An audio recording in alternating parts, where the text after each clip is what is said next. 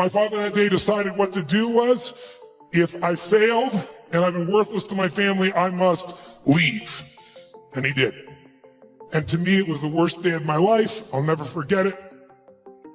I loved him more than anything. I had 4 fathers. He's the one I finally got attached to. It's like, Mom, I'm confused. But then finally, years later, I got the benefit of it, because out of all those experiences and all that pain, that day I made 3 different decisions. First decision is I just decided to focus on something different than him, and that's the power we have. We get to decide what to focus on, and my decision number 1 is I want to focus on the fact there's food. What a concept. Pretty cool. But the most powerful thing to change my life was meaning. I said, what does this mean? Because my father had always said, my mother had always said, nobody gives a shit. Nobody cares. Don't care about anybody, they don't care about you. And that day I had physical evidence. Those you bringing food, I want you to know that's not just food. That's called love for someone. That's called hope for someone. That's called surprise for someone. And that day for me, I went, strangers care.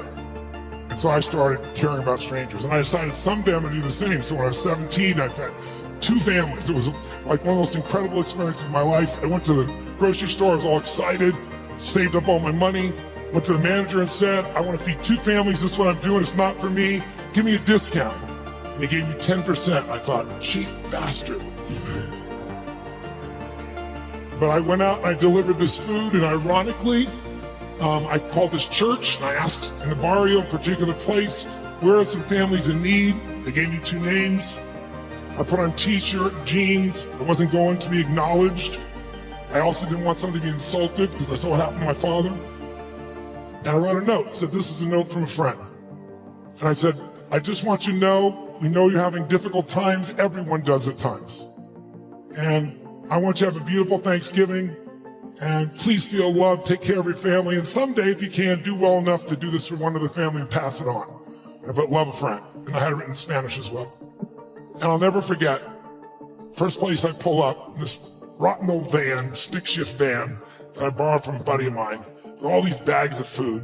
And I went into this place and got out, pulled up this little tiny building, really tiny, knocked on the door. And when I knocked on the door, this little woman opened the door. She's probably half my size. She's not hard, I'm 6'7", so she's like 5'2". And she looked up at me like this, and she saw the groceries, and she screamed. And she started grabbing my head and pulled it down and kissing me. And I was like, no, no, no, delivery boy, delivery boy. And she goes, no, God gift, God gift, God gift. And she didn't speak English, so I handed her the note. She read the note, she crying again, started trying to kiss me again. I said, no, no. She goes, God gift, God gift. So I pointed, where do I put this? In this tiny little room. There's a table there, I put the food down. And I went over to get some more groceries. And when I did, 4 children come running out. And one hits my leg and wouldn't let go. And when they saw the pumpkin pie, it was over. And it was one of the most emotional experiences of my life because, first of all, this little boy just wouldn't let go. And I delivered this food, and this woman was crying and smiling. And I stayed there just to take it in for a few minutes, seeing them all. It was like going back in time. And then as I went to go leave, I couldn't speak Spanish, and she was like trying to say something in Spanish. I didn't know what to say, and it was Thanksgiving, so I said, Feliz Navidad. She's like, I heard the song, okay?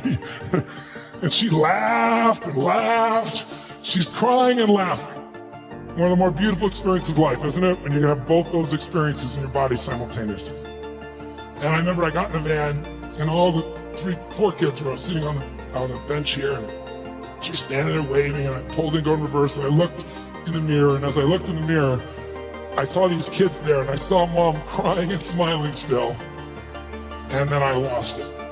I started crying uncontrollably, and I'm like trying to put the thing in gear, the tears come through my eyes, and I thought to myself, what? I mean, this is a beautiful thing, why am I crying? And then I realized what a gift that day was. I realized that my worst day of my life was my best day. And my goal for you, if you don't already have it, my guess is you've already done it, knowing where you are in your world today, but maybe your second worst day, it's time to make a best day. Because out of every tragedy, out of every pain, it only gets healed when we find a deeper meaning. When we find there's a higher purpose in it. And I realized I wouldn't have been there that day. I wouldn't have that hunger to help somebody else if I hadn't had the hunger in my own soul at one point missing. So it's very personal to me. I want to thank all of you that made the contributions. And I told Mark, and I've announced that I'm going to match the 1 million meals if you hit it. And I'm sure as hell expecting that you will. And so we'll get 2 million. And when I told that, then Mark said, I'll match that. So in the mid-1980s, a theologian named James Carsey wrote this little book called Finite and Infinite Games, in which he defines these two kinds of games. Finite games, which have known players, fixed rules, and agreed upon objectives. Football, right? There's always a beginning, a middle, and an end. And the objective is to win the game. And then there's infinite games. Infinite games are defined as known and unknown players. You don't necessarily know who all the other players are. The rules are changeable. You can play however you want. And the objective is to perpetuate the game, to stay in the game as long as possible. What I find so fascinating about this idea when I first learned about it is we are players in multiple infinite games every day of our lives. There's no such thing as being the winner in your marriage, you know. There's no such thing as winning global politics, and there's definitely no such thing as winning business. Business is an infinite game. And yet, when we listen to the language of too many leaders, they talk about being number one, being the best, and beating their competition. Based on what? There's no agreed upon objectives, there's no agreed upon timeframes. And so what ends up happening is you have people building organizations and leading with a finite mindset, playing to win, in a game where there's no such thing as winning. And when we play with a finite mindset in an infinite game, there's a few very predictable and consistent outcomes, amongst which include the decline of trust, the decline of cooperation, the decline of innovation, all of which contribute to the eventual demise of the organization itself. And so what I wrote about is what it means to lead with an infinite mindset, because we teach leadership as if it were a finite game. You know, people start business with the goal of winning, being number one, and that's a problem, because that's impossible. So what I wrote about in the game is leading with an infinite mindset. I want to start, so the book is great, by the way, and I really enjoyed it. It's a wonderful pick and mix, as they call it in the UK, of different topics where you're diving in, sometimes very quickly, and then other times much more prolonged. Yeah, depending on the subject, and or depending on how much I knew about about the subject brought to me that I could then comment on. Equally fair. Yeah. One of the ones that really hit me was you talking about your dad. You called it a eulogy of sorts, and you went through some of the things that he did, which I didn't know anything about your dad before reading that. Mm-hmm. What was it about your dad that impacted you so much that you still carry today? So it's not so much, oh, he's my dad, I love my dad, that's all true, but at the end of the day, what matters is for who and what you become in life. For me, at least, was what level of wisdom did he glean in his life and then successfully communicate to me, either by example or by just explicit statement. And that combination of those two means of delivery had some important impact. See what I did there? Impacts on my life. Just for example, and I gave these examples in that eulogy was a letter to him during the memorial service. He died a couple of years ago at age 89, so it was not a tragic death. But you still miss someone even though you know they're ready to check out. And I'll just give one example, if I may.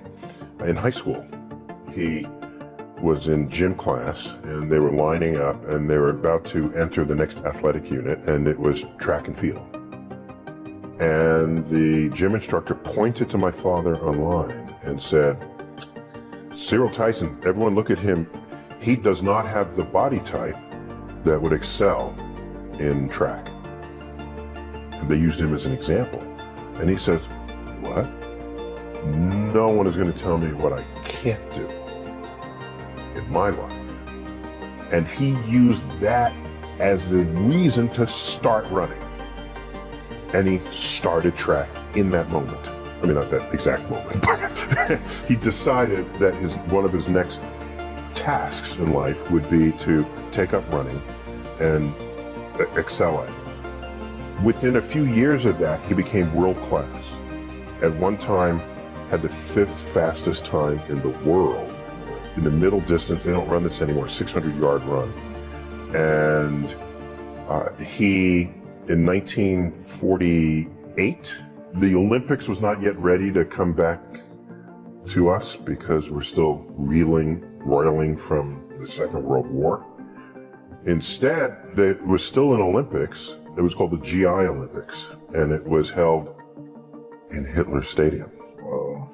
So he competed in Hitler's stadium in the late 1940s, and just one of the great memories of his life. But the reason I'm saying all of that is, there's a friend of his named Johnny Johnson, who they were competing against the New York Athletic Club. In the day, it mattered that you had amateur status. No one's thinking of that anymore, but back then, you couldn't compete in the Olympics if you were professional at all. And there's a whole, so professional was deemed sort of, you were tainted in some way. And it's hard to think that that used to be how people thought, but that's how it was. In the day, once you graduated college, you needed some sanctioning body to compete with. So there were athletic clubs. The New York Athletic Club at the time accepted only white Protestants. So there was another club called the Pioneer Club, which took everybody who was not accepted to the New York Athletic Club, which was basically blacks and Jews, is really what that came down to. And some Catholics, but basically blacks and Jews. So he competed alongside Jewish athletes.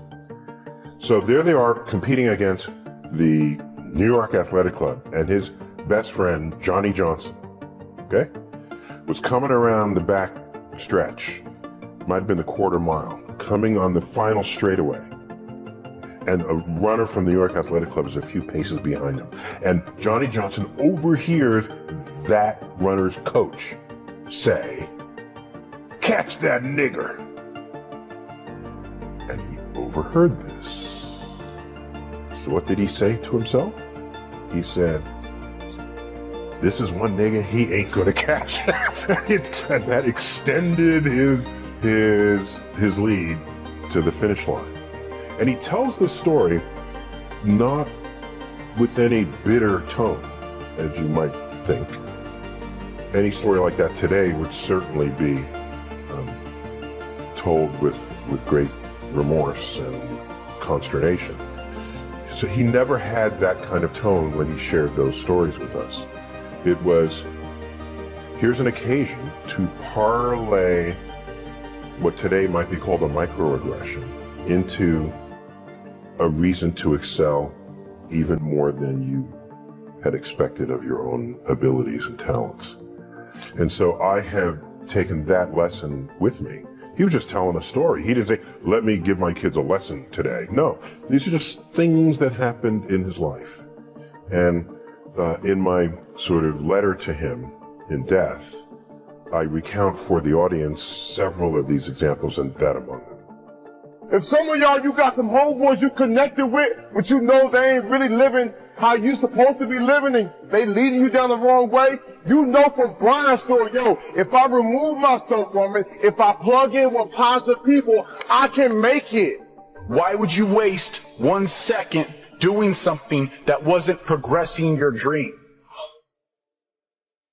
Go after this thing called life. And don't look back and have regrets. Understand that you're in a place and a position right now when hard work and valuing people, nothing. I promise you that everything is not gonna go the way you wanted it to on every single play. It's not supposed to. It's supposed to be hard. It's supposed to be difficult. Anything that comes fast and easy leaves you the same way. What are you gonna do? What are you gonna do when time is tough? What are you willing to sacrifice for greatness? Your future self is counting on your current self to never take shortcuts and never lack integrity. Because a day will come for you to walk with character and have clarity. Greatness is your destiny. But at times you must reboot your mental computer. Because every step you take today will directly affect your future. And so when I live from the moment, what I'm doing is I'm celebrating it, I'm acknowledging it, and I'm able to be present in it. And so what stops me from that is the guilt of the past and the anxiety of the past and the resistance of what, I've been through, afraid of going through it again. Some become a victim to life. Things happen, pain, heartache, and loss. We can either be the victim or the victor to these situations. They say win or lose, at least you took part. But this is life. I am not here to take part. I am here to win. One life. You'll never be able to fix what's behind you. You have to run after what's in front of you.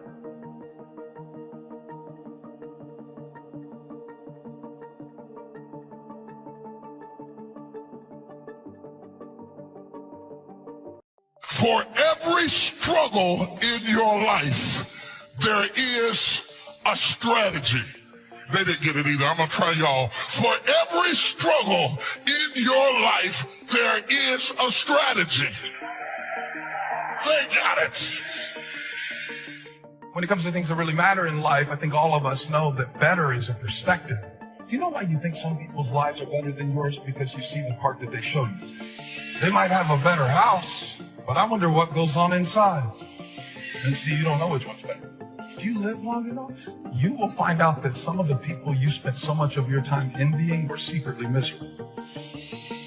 There is something in you that will deliver you, but in order to produce it, you have to go through the dark place. Because what God has for you is too big for you to be small. What God has predestined for you is too big for you to be petty. It's too big for you to hold a grudge. Every season of our life is part of the whole, and it should be embraced, even the painful season. The more we resist, the more it's going to hurt, and the longer it's going to take. You will grow through what you go through. You will grow through what you go through. What has your name on it will not go to anyone else. What belongs to you will not go to another person. God has somebody ordained for you. You won't have to beg them to stay, talk them into calling you, convince them to spending time. They'll be so in love with you, you can't get rid of them. Stay in that weight room. Be patient. We got to go backwards to get better. We got to go all the way back to get better. I have to be comfortable in my life to accept that sometimes loss is the way to gain. To know that sometimes the most painful moments are the most purposeful moments. I have to be comfortable in my life to stop comparing myself so much with people who are not meant to be the standard anyway. Now, I don't know what you're facing today, but I know this everybody in the room faces. If it ain't nothing but life. If you don't have nothing to fight but life, if everybody likes you and you just as beautiful as you can be and as healthy as an Olympian, if you deal with nothing but life, life will try you to the brick. No matter what comes against us, we will make it through. It doesn't mean it's going to be easy. That doesn't mean there's going to be no pain involved. But truly, we can do all things. Yes, you can make it through whatever you're going through right now. You can get so strong in spirit that you can be going through really, really difficult things, and while you're still reaching out and helping other people, and they don't even know what you're going through. I'm not in this by myself. I'm not in this thing by myself. You are not alone in the battle. You're not alone in the struggle. That God has a strategy, and when it's all over, you're going to see that even though you couldn't see him, he was there all the time. On the outside, people don't look broken. You don't see bruises, and you don't see scratches, and you don't see scrapes, and people don't walk around in a big cast, and so you can't tell with the naked eye. The problem is that there's a malfunction on the inside. So many times, depression, what it feels like is this, that I'm so afraid to share what's going on the inside because I'm afraid it might destroy you. So what I do is I bury it on the inside of myself, only to destroy myself. No matter how hard someone tries to get what's yours, they may manipulate, connive, ignore, leave you out. The oil is not going to flow to them. What has your name on it is coming your way. The person, the job, the opportunity, the promotion cannot go to anyone else. That's why we don't have to live jealous or envious of other people. People around you change. And you can't, sometimes it's for the better, but sometimes it's not. And it's not bad. It's just that season was over in my life. And so here's the thing. If we try to keep hanging on to something when God is finished with it, there's no point in continuing to try to hang on to something that God's done with it, because all it's going to do is keep you from the next great thing that God has for you. I feel real strongly tonight to tell you guys, spring is right around the corner. Don't give up, and don't be afraid of change, and don't keep trying to hang on to something that's just not working anymore. Trust God for something better. You know what? Some of us are so used to bad that we reject better when it comes. Sometimes God proves his love to us by what he's not letting us have. Doesn't mean that it's never going to happen. We just have to spend more time in the weight room, growing, developing, learning to forgive, learning to keep a good attitude when things aren't going our way. The sooner we pass these tests, the sooner God will release what belongs to us. When something is just beginning to bud, there is also trouble rising up right beside. When the wheat came up, the tear came up with it.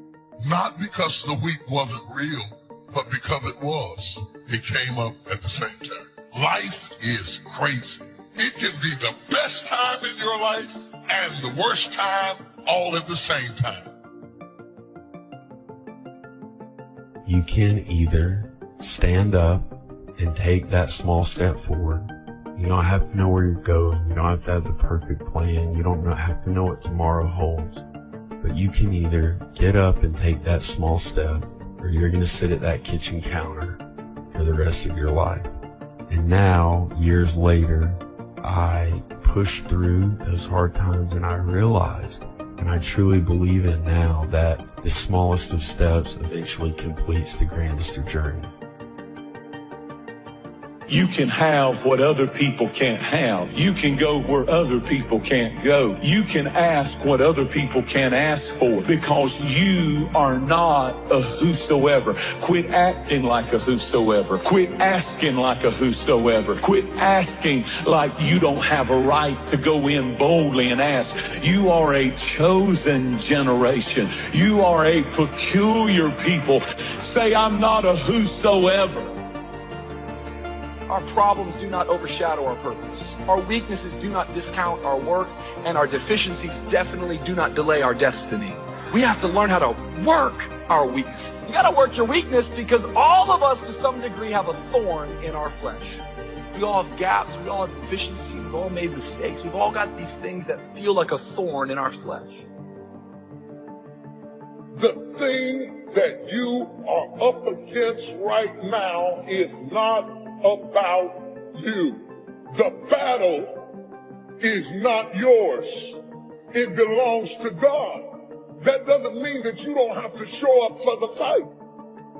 It just means that ultimately the victory that you seek is not your victory. It is the victory because God has a purpose in you getting the victory victory over this situation. It is not you that's getting the victory. It is God that's getting the victory. God is using you to get his victory. And as soon as you get that straight, you can get down to business. If you wish to be successful, study success. If you wish to be happy, study happiness. Happiness is not an accident. It is first a study and then a practice.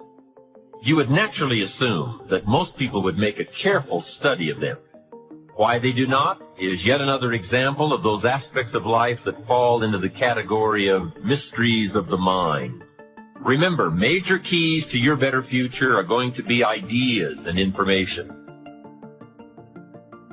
Open people like to live on the periphery of boundaries, and they like to break boundaries between things because interesting things happen when you think a different way, when you think outside of the box, so to speak. That's what open people do. They always think outside of the box, no matter what box you put them in. You know, and sometimes you meet people that are so open that they're completely disorganized. Their thought process is almost completely associational, like a dreamer. They just jump from one thing to another. They're very interesting to talk to. It's very hard for those people to get their lives together because they're interested in absolutely everything, and their attention just flips all over the place. If we have any lack, it is not because we lack money or opportunity or resources. It is because we lack ideas that have taken form from information. If you search, you will find. So that is the way to discover ideas and life-changing information. Search. In order to find, you must search. You must go and engage in conversations with people of substance. You must go looking, go searching. Rarely does a good idea interrupt you. And as you make a diligent search, you will find just the ideas you need. Everybody's been through some shit in their childhood. Alcohol and drug abuse, family members, grandmother, family dying, and it all sets you back. It's a setback for a setup to get to the ultimate blessings. And I came to speak to somebody today who has some triumph in your life, but you've also got some trouble. You've got some joy in your life, but you've also got some sadness.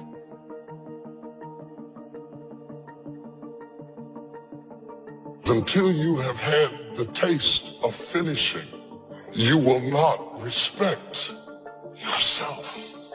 Until you follow through, until something is done, come hell or high water, tears and struggles and pain, and you go through it anyway, and you show up and you continue to fight on no matter the circumstances. Courage is the key. Courage is the key. Confidence. It is never the promise of God that is in question. It is our confidence in that promise. So why not reach down inside of you and come up with some more of those remarkable human gifts? They're there waiting to be discovered and employed. And I challenge you to do that because you can change. If you don't like how it is for you, change it. If it isn't enough, change it. If it doesn't suit you, change it. And I challenge you to do all that because you can change. See, you don't ever have to be the same after today, only by choice. Now for the process of change, just a philosophical pronouncement won't do. It takes more than that, and it takes more than enthusiasm. You can get all excited about lifting 200 pounds until you get to the gym. Then you need a new excitement, and the new excitement is discipline. Discipline, the major step to human progress. If there is one thing to get excited about, this is it. Get excited about your ability to make yourself do the necessary things to get a desired result. That's true excitement. So remember, if you find yourself doing something that doesn't seem to be supporting you in the long term, remember, at some level, your brain thinks it's supporting you, at least in the short term. Don't feel bad about it. Don't go, oh gosh, here I am, this failure. Some of the most successful people that I've interviewed and worked with have had self-sabotage. It's just a pattern we once in a while get, and you can just change it now. Very easy. You can free yourself from self-sabotage right now by knowing from this day forward that if you ever start to sabotage yourself, one, try another approach. Maybe it's you're just not paying attention. Maybe you're not focusing. Maybe you just got some poor habits. If they're just bad habits, refocus and decide what you do want to accomplish. Really making personal changes calls for 10% inspiration and 90% perspiration.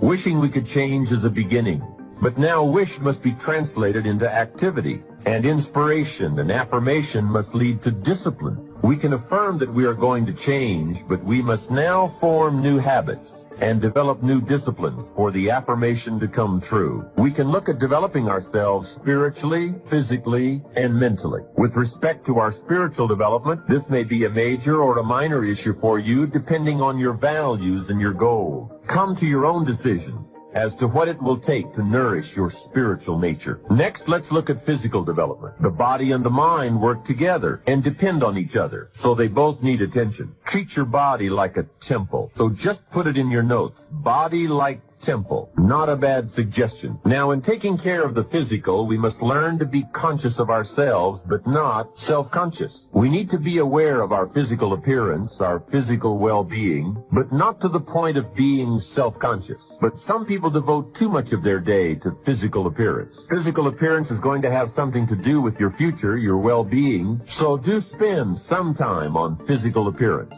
How we appear to other people does make a difference in terms of our acceptance and our ability to function and do well in the marketplace.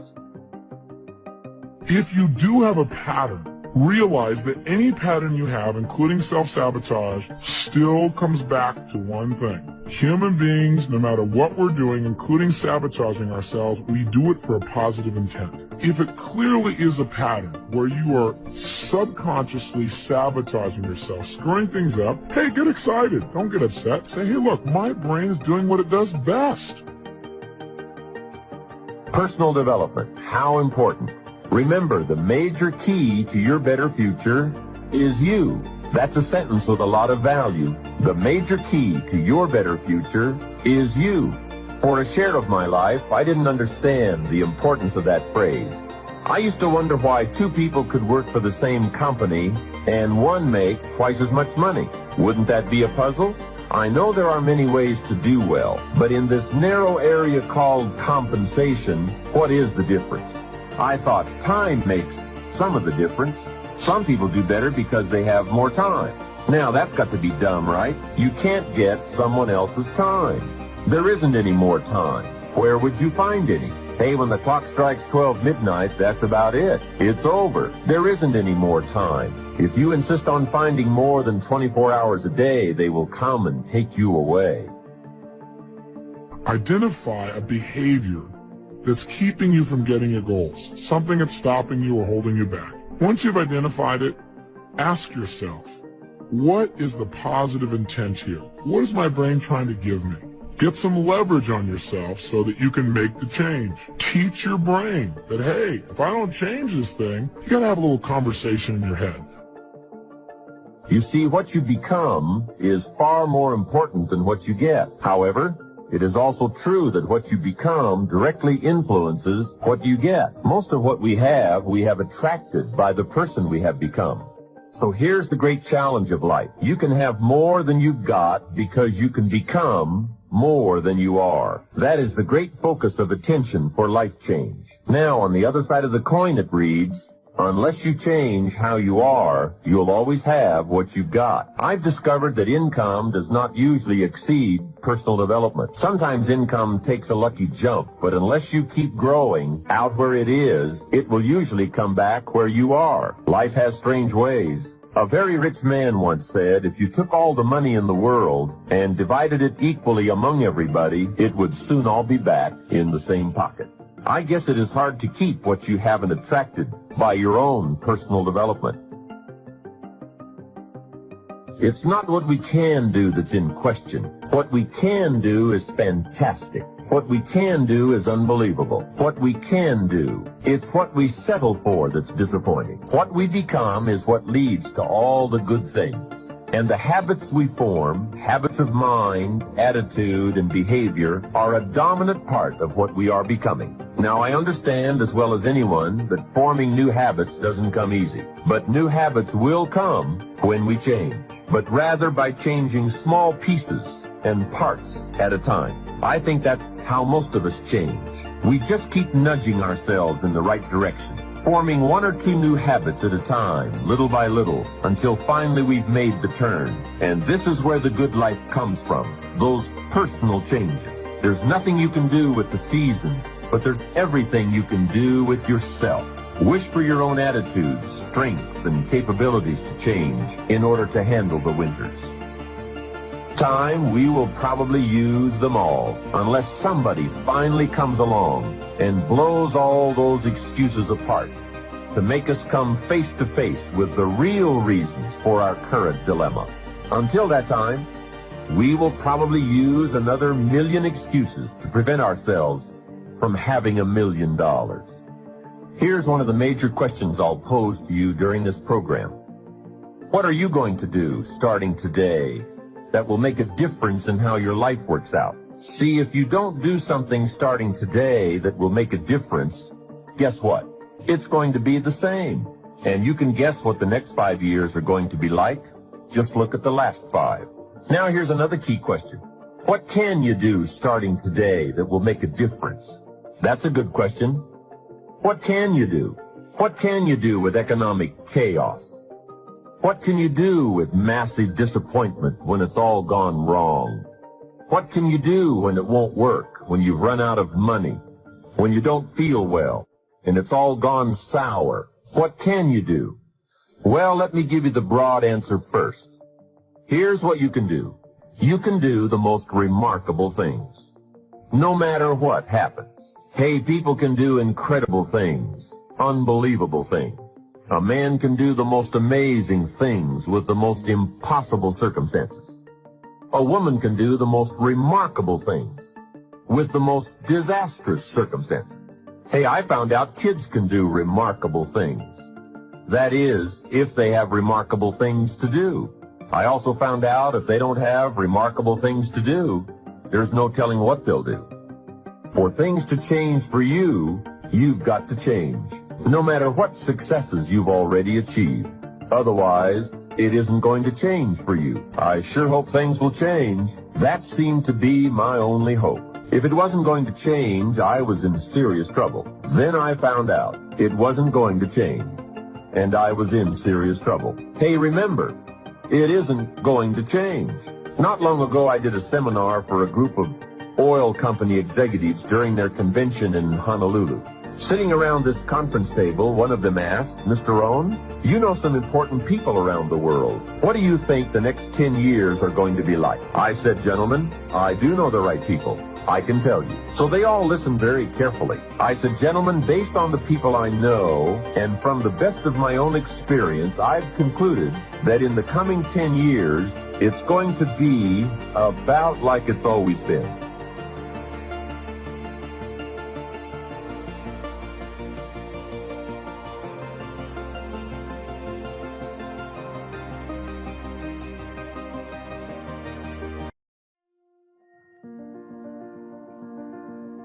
As Confucius said, when it's obvious that the goal cannot be reached, don't adjust the goals, adjust the action steps.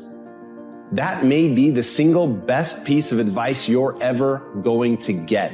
Write that down. We must unweave every strand of the cable of habits slowly and methodically until the cable that once held us in bondage becomes nothing more than scattered strands of wire.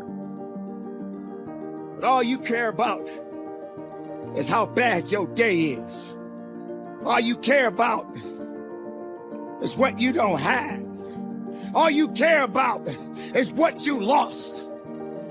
And as Albert Einstein said, everybody's a genius. But if you judge a fish by its ability to climb a tree, it will live its whole life believing that it's stupid. And that's what confuses people.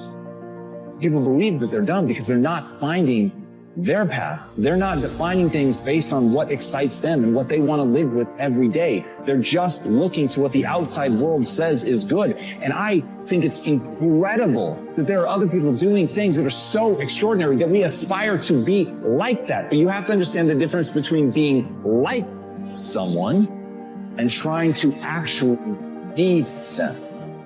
It takes the consistent application of a new discipline, a more desirable one to overcome one which is less desirable. It takes discipline to plan. It takes discipline to execute our plan. It takes discipline to look with full objectivity at the results of our applied plan. And it takes discipline to change either our plan or our method of executing that plan if the results are poor. It takes discipline to be firm when the world throws opinions at our feet. It takes discipline to ponder the value of someone else's opinion when our pride and our arrogance leads us to believe that we are the only ones with the answers. Burn it into your flesh. Tattoo it on your soul. Do whatever you need to do to remember that once you set a goal, once you've decided in your life there is something that you're going to make come true, don't let anything stop you from reaching that.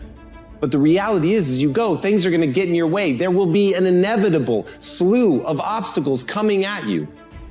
But when it gets so hard that you realize that the path that you're on is simply not going to take you where you want to go, rather than give up on what it was you said you were going to do, find a different path. And in that, when you really make that the cornerstone of your identity, that you refuse to bend or be broken by obstacles, by challenges, but instead you rise to those challenges. You go over, under, through them. You do whatever you have to. You devise any plan to find a way through.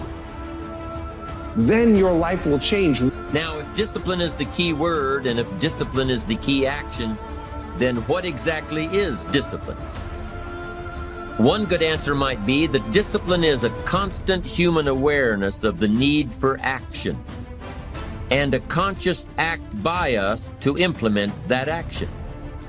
If our awareness and our implementations occur at the same time, then we begin a valued sequence of disciplined activity.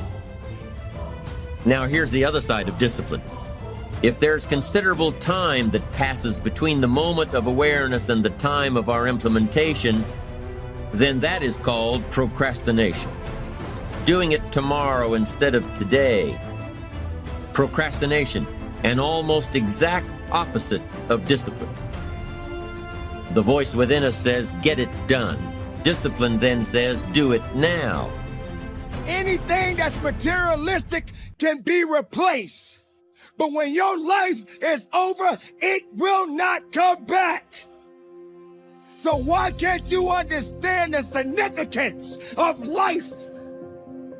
You don't get a pass. You don't get a pass to keep making the same mistakes over and over. You don't get a pass of feeling sorry for yourself. You don't get a pass to saying it's okay, at least I tried. You ain't got time to try. You need to start living your life every single day and be blessed and be thankful and be strong and walk with power and walk with faith. All right? Don't be like a studio gangster, right? For real, some of y'all, you come from good backgrounds. Like, embrace that. Some of y'all come from good homes, good parents. You got 2 parents at the crib, or you got your mom and your dad both involved in your life. Your grandma doggone took you to church. Your mom prayed with you, and you get out the house trying to act like, you feel me? Like I told y'all, I'm from the shop. You can look up my birth certificate. I went to school too in Detroit. You can look it up. I don't gotta act like I'm hard. I don't gotta act like I'm nothing. Like, I'm going to be who I am. Y'all all came outside. Each one of y'all, when y'all came outside, I did what? I shook your hand and looked you in your eye and said, what's up? And I said what to you? I said who I was and where I'm from. Some of y'all, you big time. You like, whatever. Who is this jerk? Or who is this dude? I'm like, I don't care how big time you are. Hi, I'm Eric Thomas. My grandma killed me if I don't introduce myself. That's just what my grandma taught me. That's polite. Your potential. Your truth, everything about you is beautiful. Stop letting the ugly things possess you. Stop letting the world shut you down. It is not the world's responsibility to make you better. It is not the world's responsibility to build you up. Find a way, make a way, and keep living every single day of your life. How dare you? How dare you fall back? How dare you say you're done? How dare you say it's over? How dare you commit to the things that are not giving you? I don't care how much money I got. I don't care how much fame I got. We all humans. Be who you are, bro. Whoever you are, wherever you come from. You come from the suburbs, you ain't got to claim like, you know what I'm saying? Like, if you from the north side of Chicago, you ain't got to be, you from the suburbs, you ain't got to be like, yo, I'm from the west side. You ain't got to try to claim something you not or be something you not. Like, be comfortable in your own skin is what I'm trying to tell y'all. That's how I blew up. I wasn't trying to be rebellious wearing a hat. I'm from Run DMC era hat, LL Cool J hat, the Fat Boys hats, UTFO hats. That's the era I'm from. I've been rocking 5950s since I was 16 years old. The shoes, that's my game, bro. I don't do shirt and tie. I think a black man in a suit and tie look phenomenal. I just don't do shirt and tie. I'm from the D. My people worked at Ford, GM, and Chrysler. Didn't nobody wear suits to the plant. We hard hats. So I'm myself, bro, and I'm comfortable with myself. The ammunition and the strength to carry on. Stop letting your weakness and your fears and your misery and your doubt, all of these things are hurting you. Maybe you're that person that's not fighting cancer. Maybe you're that person that's not homeless. Maybe you're that person that doesn't have nothing else left to give because they have nothing at all to give back. They've given everything they thought they had, and now they feel their life is over. But I'm here to let you know that you are not over. You just gotta get over, and you gotta keep going. Recognize your purpose in this world. We are all responsible